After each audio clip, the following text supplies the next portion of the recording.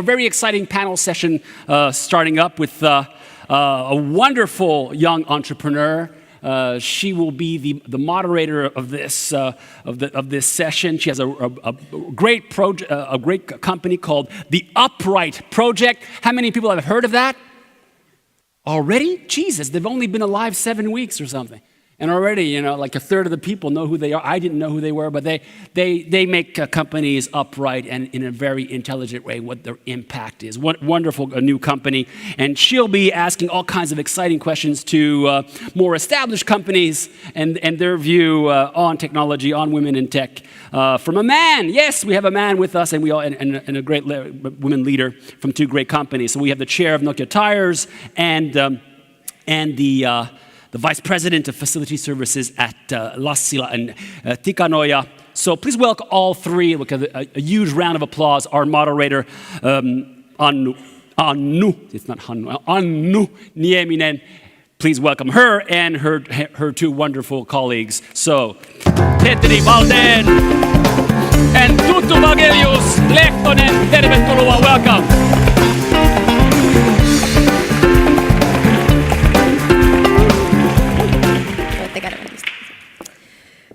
So, happy afternoon, all you beautiful and handsome people. I hope you all have your tummies filled with delicious lunch and are ready to tackle the afternoon. We've heard some pretty great stories this morning about tech. And in particular, we heard from four exceptional women about their careers and all of the crazy things that they are concretely doing in the fields of technology today. Now we're going to shift the focus a little bit for the afternoon and talk about a topic that has to do with helping one another to actually build those careers in technology. We're talking about coaching. That can take various different forms. We can talk about informal coaching of just sitting down at a dinner with four of your friends and really coaching each other to figure out what is it really that you want to do in life. After all, having heard the discussions in the morning, it can be either in space or in energy, and there are so many things we can actually tackle, so many interesting problems in the world. So we might need some coaching and help from our friends, not just from our own brains. Or it can take the form of a more formal relationship, such as even a formal mentoring relationship. Today we're really lucky to have two guinea pigs here on stage and two people who actually have been a coach and a coachee for quite some time, and they have promised to share a little bit of their story for us today. But before we get started, I would like to understand a little bit where we stand in terms of all of us and our experience with coaching. So raise your hand if you think that you have at some point of your life, in some format, received some kind of coaching. Okay, wow, that's a whole lot of you guys. Okay, interesting. Raise your hand if you right now feel like you have a dedicated coach or mentor, or some kind of not just a sporadic relationship, but something that keeps happening on a more or less regular basis. Okay, wow, kind of a lot of you. Cool. Okay, let's turn this around. How many of you feel like you've given some kind of coaching to another human being in his or her career? Wow, this really makes me happy. Also, a lot of you are coaching. What about how many of you are at the moment what you would say a dedicated coach or mentor to someone? Excellent, really good. So we have a lot of expertise in the audience as well. However, I suggest we now really dig deeper into the story of Tutu and Petteri, because they've come all the way here to share their secrets about their relationship. So first I would like to ask you, Tutu, when and how did you actually become a coachee of Petteri? And what really happened? Where did the story begin? Let's go back 20 years. I was about your age. And I was a postgraduate student and project manager at Helsinki University of Technology. Nowadays, I think Aalto. Yes. And I got a task to supervise one master thesis connected with supply chain management. Mm-hmm. And Petteri was one of the financiers of that master thesis. And during that process, we get to know each other. And I don't know what he saw in me, because after a couple of years, he called me when he was started as a CEO of Ensto. And he asked that now I need some help because here is some need for supply chain management knowledge, and that was the starting point. And definitely it was not coaching or mentoring in the beginning. I think it started like that, but after 20 years I can say that it's probably the deepest form of mentoring at the moment. Cool. So Petteri, does this story you just heard, does it match at all what you remember happened? And why did you choose Tutu of all people to coach and help? Yeah, sorry, my voice a little bit got caught, but we try to manage. That's why I have a couple of cups of tea here. But in principle, yes. But it was recruiting Tutu in the first hand after knowing with this thesis project.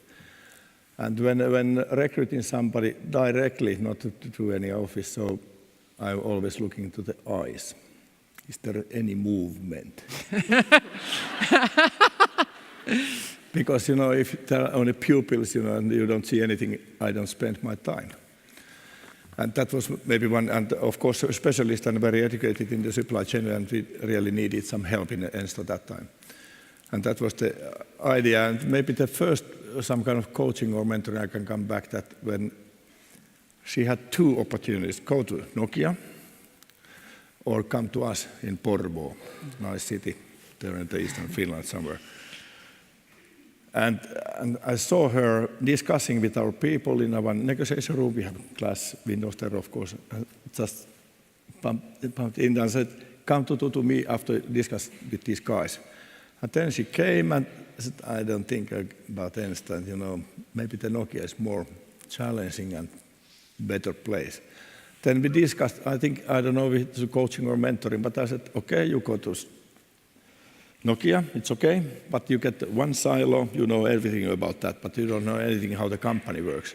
If you come to us, you learn everything how the company works and all the other areas also. So you get bigger picture how the company works. Because you are young, you need that kind of knowledge in your future. So your choice, but I just want to describe what I'm asking. Happy with my decision nowadays. So the way I hear it, there wasn't so much coaching. And that was maybe some kind of start for the long cooperation and coaching and then mentoring, I think. They are a little bit different things. We discussed with Annu this before we met 2 weeks ago. So I think coaching is like sharing your experiences and teaching people. To your whole management team must be coached all the time, or your colleagues or whatever, about the facts and how the operations are going, how you should, because everything is not studied in the universities, how the practical life goes. But mentoring is more, then it's more personal relation actually. Then you are going to the life of the mentoree somehow. What is your career plans and how you can help there, and when there, typically when there's come new opportunities in the work life, that I have, it must be very trust and very open the relation. It takes years, maybe 2-3 years between us to develop that kind of stage. And okay, I have been offered this kind of work from that company now. What should I do? I like to be here, but what is my life plan? And I never give answers directly, but I can ask, think, and I might know the people there in the company. Maybe there are some good people, because I'm always selecting to my people good bosses, so that they can learn more. If there are some assholes there, I said, don't go. Or we are thinking that, okay, if you go there, you learn this kind of segment of the business life that may be good for the next step. So you have to think 2 steps ahead always, like in Czech. So I think that our relation has changed from this kind of normal coaching to mentoring gradually. Cool. Something like that. Agree. So it sounds like the coaching relationship really started with more like a shady recruiting scheme or something like that. No, just kidding. So Tutu, what does it then concretely mean that Petteri is coaching you? Like what kind of things does he concretely help you with? Does it have to do with decision Now, making? when you ask, I have Yeah. to start thinking because I don't think that I'm coachee and he is coacher because I think we are friends. But if I think it's an evolution. So if in the beginning I think that I was a girl from countryside, I have no engineers or any business people around me. I have artist teacher as a father and a Finnish teacher as mother.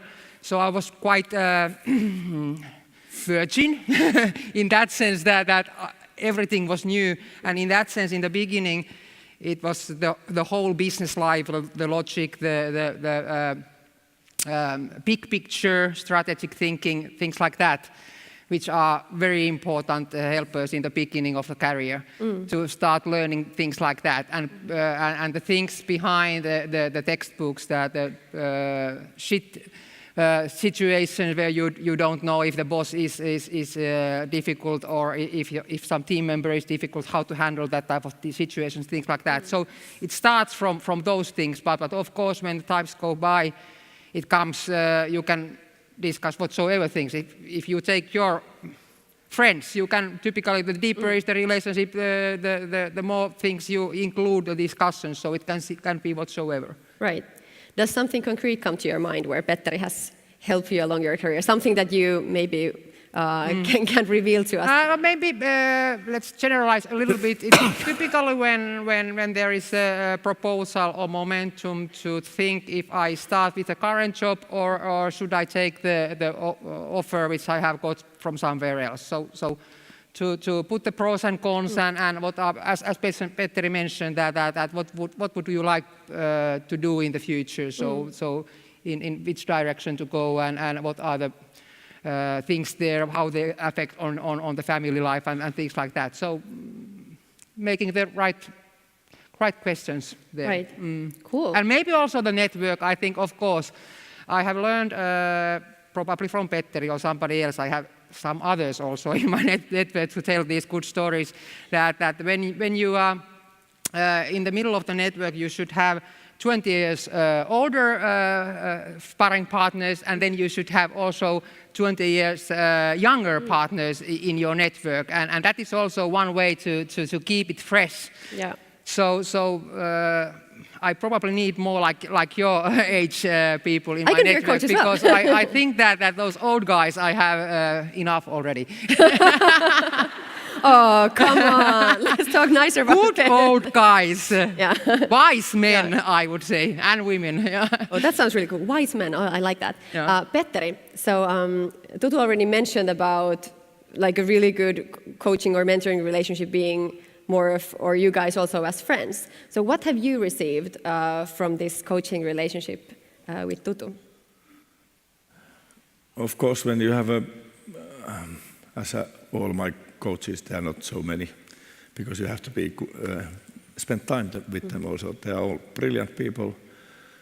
They know new things, what I don't know maybe. I'm learning also what's happening, the new technologies, new things in the university, whatever, and I like to take also mentors from the, let's say, in the fourth class in the university or something, to understand what's happening in the new teaching and what kind of things they are learning there and what is missing. Mm-hmm. And so I think it's both ways you are getting experiences, how the generation Y and X and Z and whatever is coming after that, how they think about the world. The values are changing in the youths, and they are not the same values what my generation had. Can you give a concrete example of something that you've learned from someone you've been coaching or mentoring, of what's new with the world? No. I don't know where I have learned, maybe not directly from Tutu, but Tutu has been part of the picture I have in my life. When I started coaching, maybe 80s, when I was first time in boss position, and I found out that there are very brilliant, good ladies, capable ladies in the organization, but they didn't want to take the profit and loss responsibilities. They like to be more in the staff there and researcher or whatever. And I have been encouraging those always. I was curious how they managed, because that was not mode that time, not fashionable. It's more discussion now. And they all have succeeded very well. And that's encouraging people and learning also how to make this kind of change in the attitudes in your environment, also the change in the attitudes of the ladies.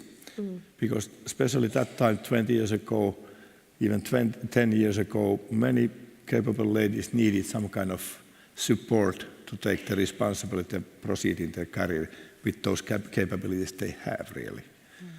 And Tutu is a very good example taking these challenges and also telling of all the pain and the things what happens now. And you learn different things from the organizational life also, because typically it's not the bullshit that ladies and men, they think different way, and they look different things there and what happens there, and those tones are important to understand when you are developing the people and developing the company. So this kind of the lady point of view and perspective is very important, generally.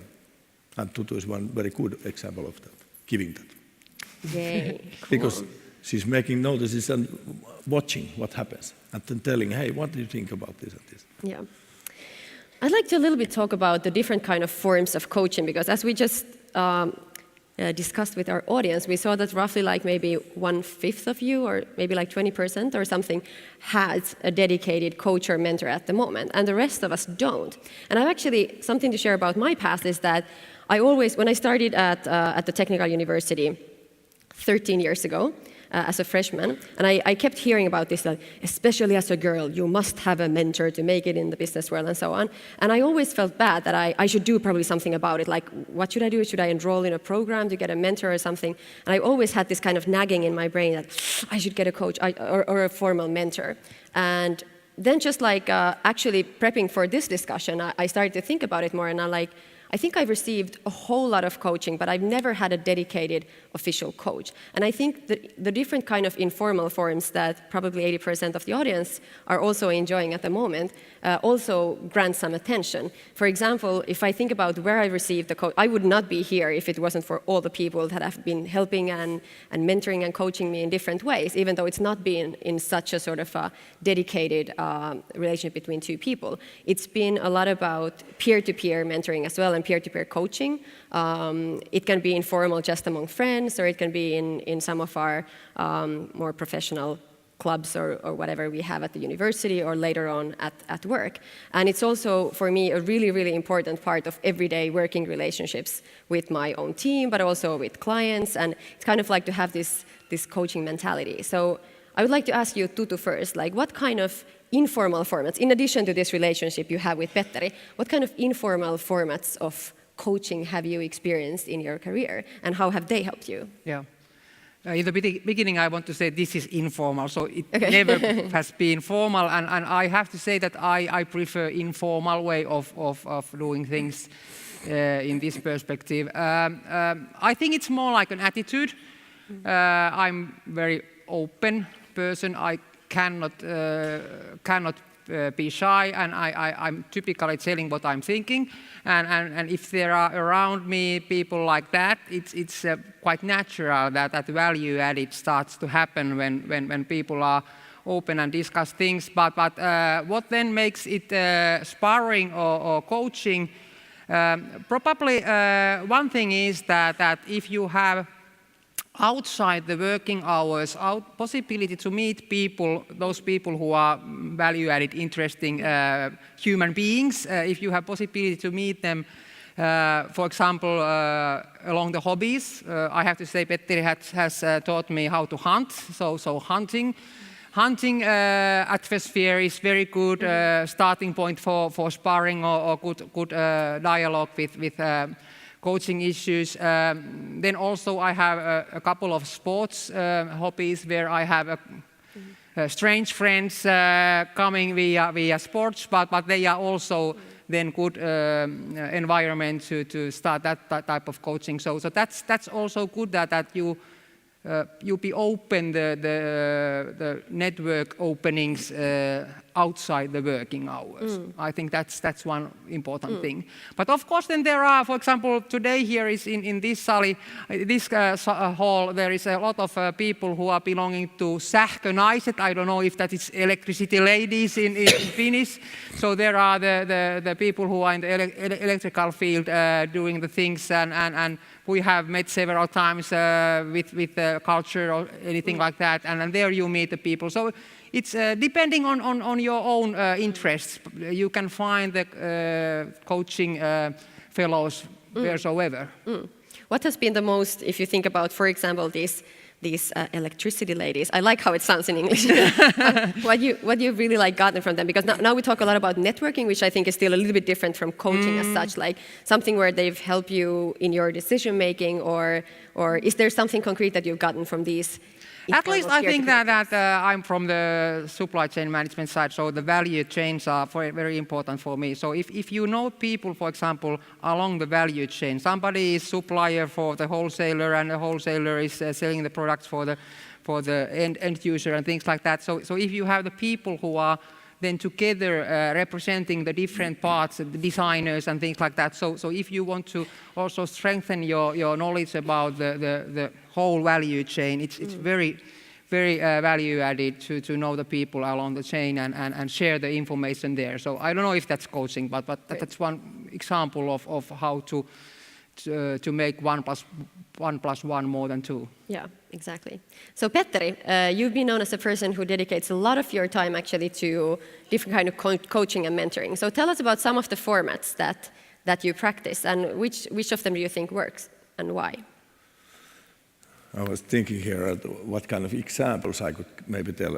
One simple example, when I go to the technical university, it's Aalto or something now, to our school of DM, and there are the young students maybe preparing for the thesis or something, and I'm telling that there are 2 universities what they are going through. The one is all the lectures and all you make the examinations and tests and so. But the other universities, they're going to the student union or the clubs or whatever do, and all the hobbies and know people, because there you get the friends for life. They are not working fellows, because in the working life very seldom those friendships are lasting more than the working career together. So you need those kind of friends. This is let's say this parallel coaching and networking somehow. That's very important. Then I was 1 month ago, again I have every September so far continuing one lecture there in the Tampere Technical University in operations strategy. And the professor many years ago asked that I am teaching those students there everything what is in the operation strategy from the book and so. But please, Petteri, come here and tell what then really happened in the real life when you are planning everything by the book, but then something happens. Actually, it was Tutu's husband asked me, but it is continued also the next professor the same scheme. And I'm telling actually the life examples from the business life, that's kind of coaching and teaching the students things what they cannot read from the books. And then giving learnings and hey, take care of this kind, these things, you have to watch these and these and these and what you learn from these cases. And I have much more cases what I can tell in 2 hours because they're all lived by myself or very close, so I know the facts. So that's maybe the second phase coaching, sharing the experiences about the things what is not teach in the university. I have sorry. And the third comes this personal coaching or mentoring. Then this different level. It's more personal, and it's also important that because many people they think so that the bosses that I have very good team of people now. They are very capable. I like them. They're performing very well. But then for mentoring people like me, I learned that I have to also lose them. It's time to take and time to give. And for example, Tutu it came that okay, how many? Maybe 5 years in Ensto or something. A little bit more, but yes, couple kids, yeah. About. Then I thought, okay, now you have learned this thing, you have learned this thing and this, and you have been the managing director in one of our subsidiaries, how to run the company. And then I know she must learn something more, different area of the business life. She has learned everything business-wise from me, not life-wise. And then I called to my one friend that I think you need one good lady to your management team to take care of that and that. Do you mean Tutu? Yes. And she went to YIT. So I called to the CEO, Hanhinen. So you have to also coach you and mentor your people so that forward and give up, even you liked it, because it's good for her. I can manage, I can take a new one. Yes, one thing connected to this, I don't know if Petteri noticed it or not, but one thing is that typically when talking about coaching and mentoring, they are typically those strategic thinking and things like that. But I think one thing is also very important, why I like Petteri. Petteri has so big heart and he is human being, so that also keeping all the time in mind that we are human beings, we are not only the workers or bosses or whatsoever CEOs. And I think that's also very important if we only have one life and if we want to live fully. So it's important also that the mentor is the whole life-oriented, not only business-oriented person. For example, I don't know, Petteri not tell me what to do, but at least you don't say no when I said that now I have 5 kids and every now and then I told him that I'm pregnant. so that's also one thing and that's one tip for you youngsters there, that if somebody tries to tell you that you have to decide either you have the family or you have the career, don't believe. To my ear, a little bit, sorry. Just to continue there, because it's very delicate for ladies especially, because there's a lot of discussion about the career and family. And it was maybe Tutu also and some other coaches also, or mentor ladies coming what do you think that they have a plan now to get the second kid? And not of course. Because if you are the management team member and you think you're carried and what happens then, and so of course more kids they pay my pension. Yeah. Pensions. I always support because it's normal life and they come back, and it's I don't see any issue there. Yeah, well, I wouldn't minimize the dilemmas some women as well as men go through with thinking about family and careers, but good point there as well. Thinking of all of these things that you're now talking about, in some way they sound to my ear as components of good leadership, how we see leadership today. You're talking about, being a human being rather than a robot in a factory or something like that, showing that someone cares about the development of your career, also not just in this company, but in a kind of like broader sense, and also offering some perspective to inner struggles and so on. So what would you say to the claim that, in a way, what we're now describing as coaching is just a mechanism to make up for the lack of good leadership? I think that, you're very right. It's leadership. It's people. People is all in business, whatever. And the good leadership, that means I'm teaching or telling to youngsters in the university, remember there is a big company, you need a management structure, there are different layers maybe, so to steer the company. That doesn't mean that you have some right to push down the others. Everybody is the professional in his or her own professional position, whatever. Everybody is needed. I'm said to the people in the factory, I'm not hiring only hands and feet from you. I need your brains because you are building houses and you're repairing your scooters or whatever. A lot of skills there, different skills, and that can be utilized in the company. Respect all people. I have very poor conditions coming up also. So I know that. I think that this is not, in Finnish I say I'm sekä että girl, not joko tai. Meaning that it's not or, it's and. So that you can have a good boss at your official work, but still I have Petteri and a couple of others. So I don't think that only one person who creates the leadership. I think it's a wider scale of network and caring around you, so that you try to be provocative, but I don't think so that we should stop coaching because of its lack of poor leadership. I think we can get more leadership. There is no maximum level of good leadership. Yeah. No, that wasn't my point at all. Yeah. We shouldn't have coaching. It was more about maybe the coaching being also a part of what I see as good leadership and what I expect from myself as a team leader is a lot of these components we're talking about. Normal and it's the more the better, as you said. I can see that we're soon out of our time, so I would really love to. Now, if there's someone in the audience that's like, yeah, this sounds good, coaching, sure. It's probably something I should have, something that could help me like accelerate my career or find the things that I really feel passionate about maybe a little bit faster or better.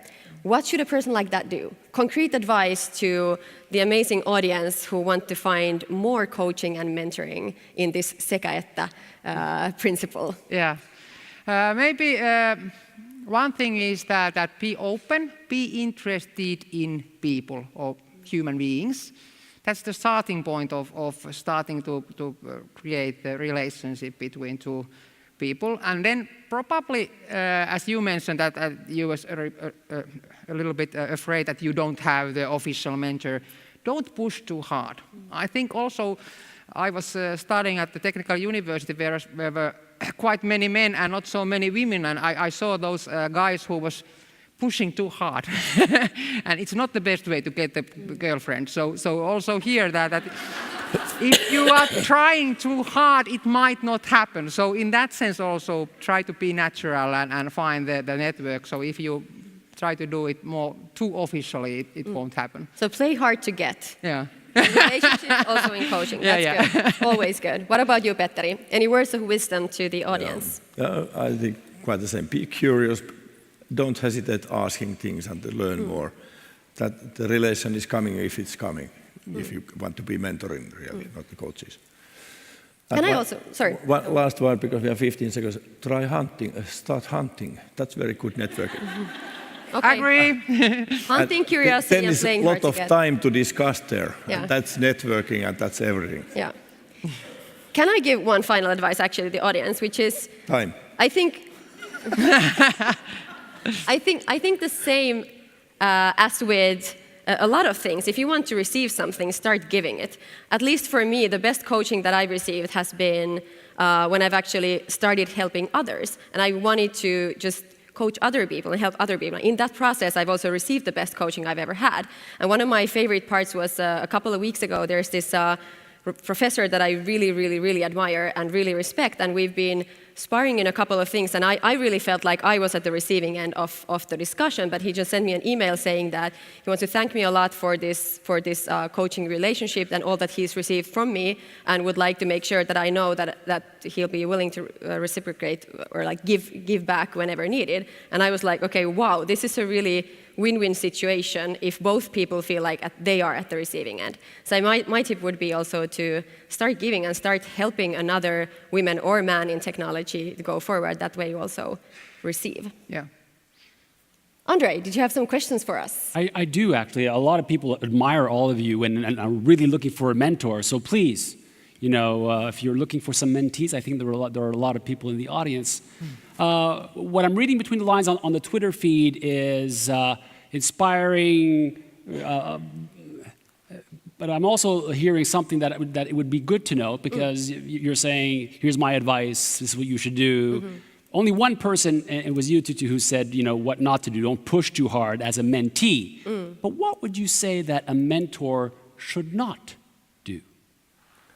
Not make decision for the other people. Everybody's own lives managing director. You can describe the challenges and plus and cons and open different windows for when considering different alternatives. But don't I never make decision for the other people. Thank you. That's very wise. Tutu, would you have an idea? I don't know exact things, but one example I have, and that's tough part of the mentoring, but I think it's very important also. When you get in the position where I am, you don't get too much feedback. Of course, I get it from my husband and from my 5 kids all the time. Very open. But yeah, very open and direct. But outside that, not too much. And it's also a tough part of for example, Petteri, to tell me that if there are some features which are not so positive, so how you handle the situation that you tell to the person you really like that hey, watch a little bit more that, and it's quite tough part there in the relationship also, because it's not so easy to hear the things which are quite not so positive ones from the person. But I think it's very important, because those are the ones which are then probably getting you forward. Yeah. Well. Sheila Heen, The Art of Giving and Receiving Feedback. Wonderful book, Harvard Business Review. Beautiful, beautiful lady. The Sheila Heen, great book on this topic. If you're, but a big issue. The feedback is so sensitive, and you're in such a tight relationship when you're a mentor that you have to be able to do that in a constructive way. Yes. I would. That's just very right what Tutu said. It's not coaching anymore. Telling about the quite personal, quite difficult things, and then it's needed trust and openness. Long time. It's mentoring really. We have had some discussions on certain issues, and I was hesitating, do I take it? But then I have to do it for Tutu. And she took it, and I think it's developing her. But that's mentoring, really. Then it's very personal, going through some, let's say, but it's difficult issues. The truth. And trust. Wonderful. Trust is. Any insights from you? From what a mentor or coach should not do. Well, I think one of the mistakes sometimes is done in coaching and mentoring is that if you let your ego get in the way and kind of use mentoring and coaching just as a way to feel good about what you've done yourself, or kind of like to tell a story of your life. I sometimes realize myself when I'm coaching someone younger that, hey, now I'm just telling something about how this happened for me particularly. I have no idea about this person's life. So I think that's something that always to keep in mind when you're giving coaching and mentoring, to listen really like more. Check your ego at the door and really like listen to that person's particular story and not get caught up in when I was younger and this happened, because that rarely helps anyone. Thank you, all three of you, Annu, Tutu, and Petteri. Thank you so much for those Thank you. insights. Kiitoksia. Thank you for sharing. Yes.